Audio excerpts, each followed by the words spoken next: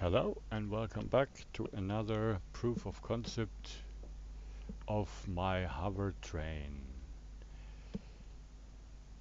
I was thinking and building a little bit more, trying to get rid of some bugs I found.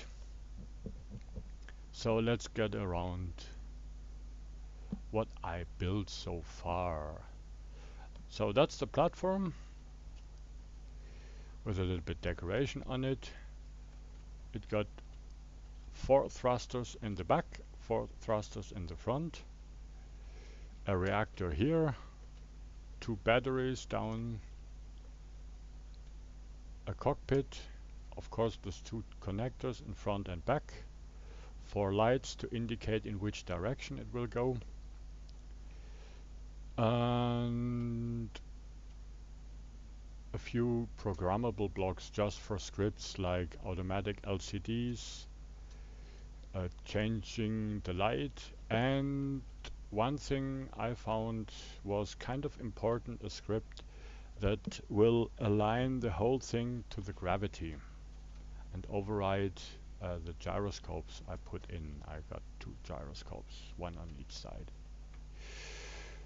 Down there I got 5 small cargo containers which are connected to the connectors. I got a button panel with a start command in the forward direction and another button panel with a start command in the backward direction.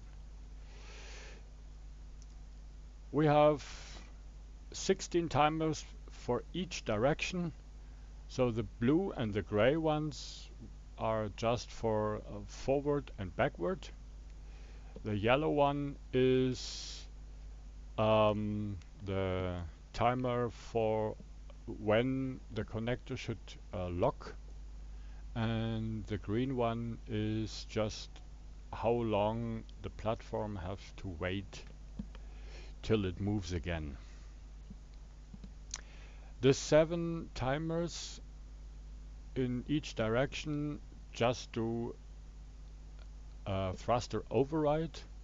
So right now we have 7 times 1 click thruster override, and on the other side I have to decrease 7 times the thruster override to come to a stop via the normal dampeners. This blue and the gray connectors are connected via trigger now, because in this way we can have the 7 times thruster overrides in instantly. I have to do it 7 times because it only put 1 click to the override per timer. So if you want 10 times thruster overrides, you need 10 timers. Well, on the downside here we can see the 2 batteries, 2 of the big hover engines and a lot of small hover engines that will cling to the railroad down there.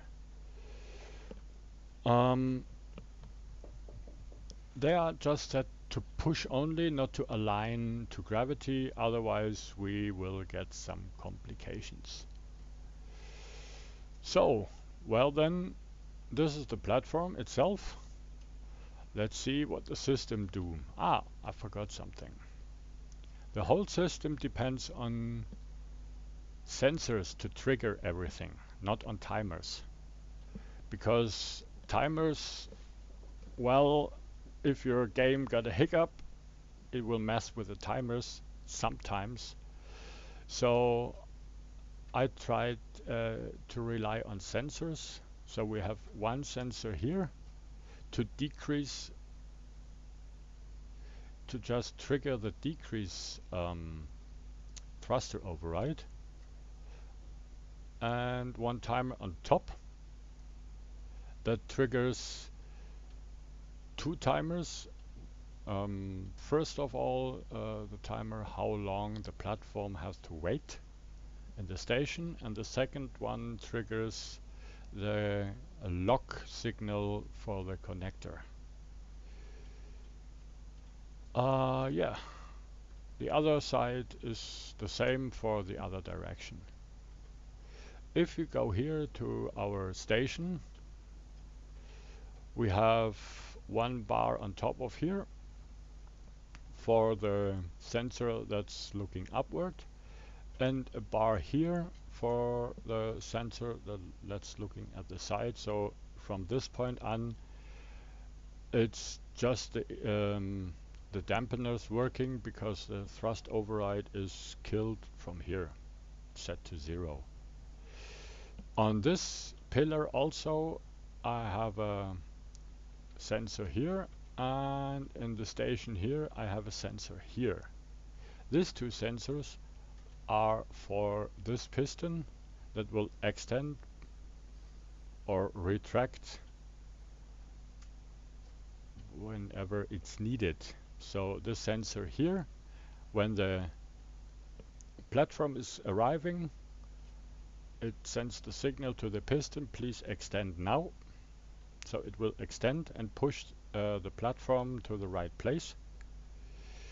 The sensor on this pillar down there will just tell the piston to retract.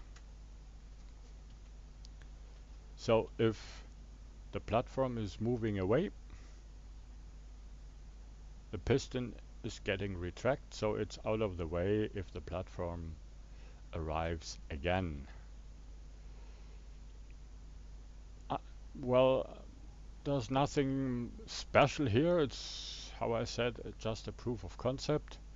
I just put a little loop in here with a container which I just threw a bunch of stuff in. So it will load here and unload on the other side. Here you can see this bar triggers this sensor.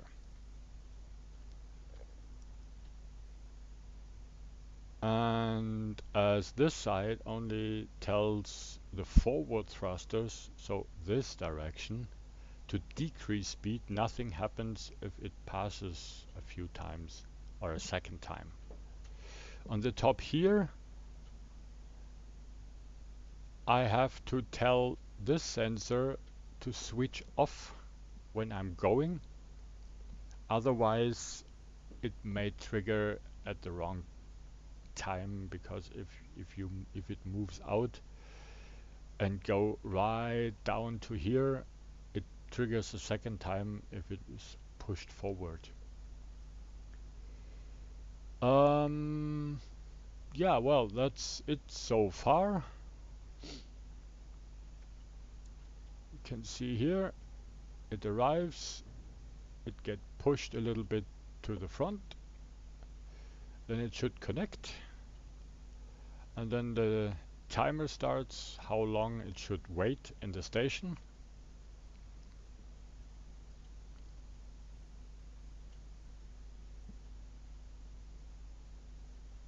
And if it's fully loaded, it will undock.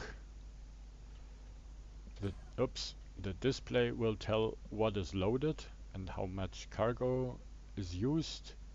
You can say here we are now on 75 kilometers per hour with a 1.5 acceleration and stop time from the departure.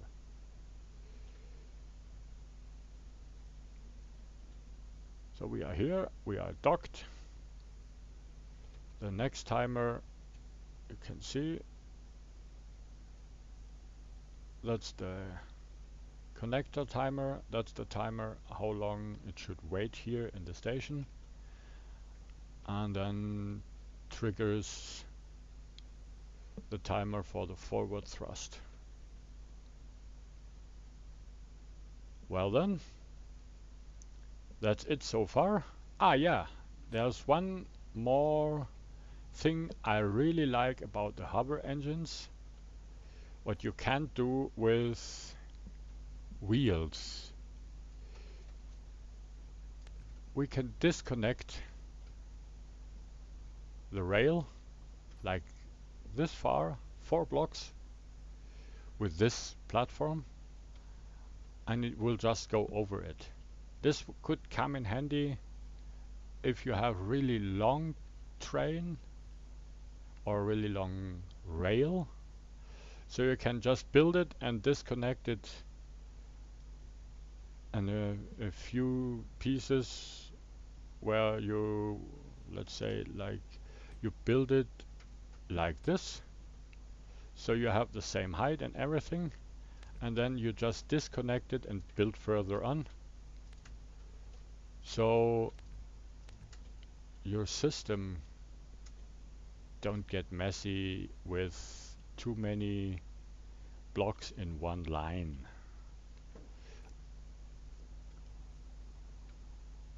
Well, this is everything for now.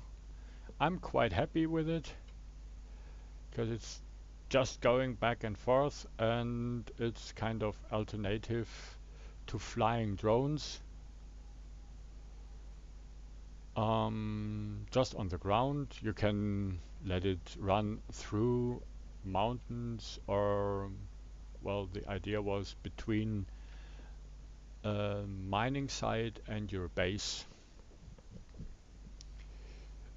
Well, that's it so far. See you next time. I have a few ideas to improve the whole thing, or maybe change direction or get to another level, but we will see if this works, and that's it for now.